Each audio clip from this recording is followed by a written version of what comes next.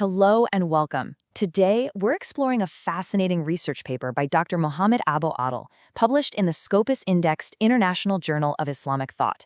It asks a profound question. In a world so often divided by belief, can a novel, a simple story, actually build a bridge of understanding between people? Let's find out. Okay, let's dive right into the core academic contribution of this paper, starting with the fundamental problem it seeks to address. You know, in our current climate of rising extremism, negative stereotypes can take root so easily. The author argues that there's this urgent need to counter that, to find a way to foster genuine tolerance and build a bridge between cultures. And this is where the paper really breaks new ground. It points out that while previous studies have looked at Elif Shafak's novel, they focused on its social or literary aspects, kind of like diagnosing an ailment. But this paper argues they've completely overlooked the cure, the novel's core humane mission to actively promote empathy. So to fill this research gap, the study uses what's called a structuralist approach. Think of it like an architect studying the blueprints of a building to see how every single piece fits together. It asks three central questions about the novel's aesthetic and its impact on us as human beings. So let's move on and see how all this builds by examining the context that makes this novel's message so incredibly timely. The paper highlights something really powerful here. The novel's whole premise is that our modern era, with its religious clashes and fear of the other, is a direct mirror of the 13th century, the world of the famous scholar Rumi. It's as if history is showing us we're facing the same problems all over again. And this is such a crucial point. The argument is that literature, that a good story, can act as a kind of soft power. It can build a bridge of understanding by letting us, the readers, actually co-live the lives of its characters, something a political debate or a news report just can't do. But how exactly does the novel achieve this persuasive power? Well, the analysis points to a really key literary technique. Now, what's really interesting here is this concept of polyphony.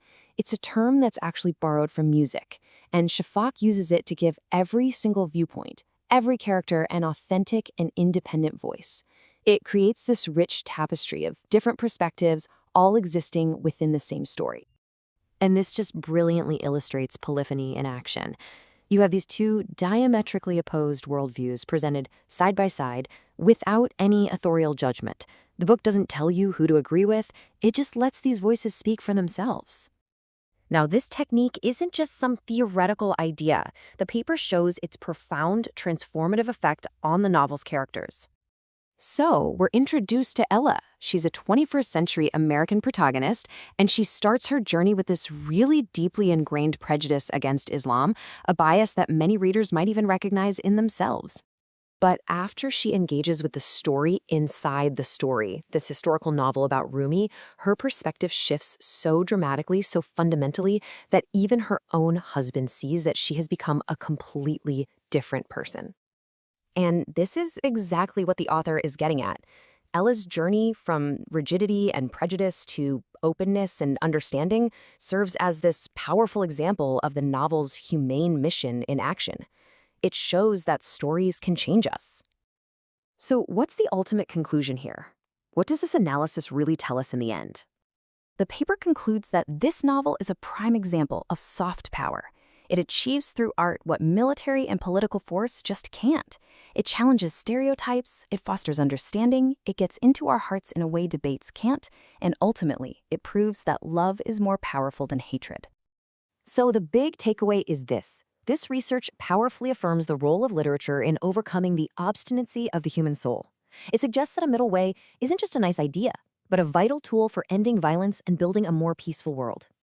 And for all your researchers watching, if you want to explore this topic further or cite this valuable analysis in your own work, the complete paper and its APA citation are available for you to download right below. It's a fantastic resource for your own scholarship.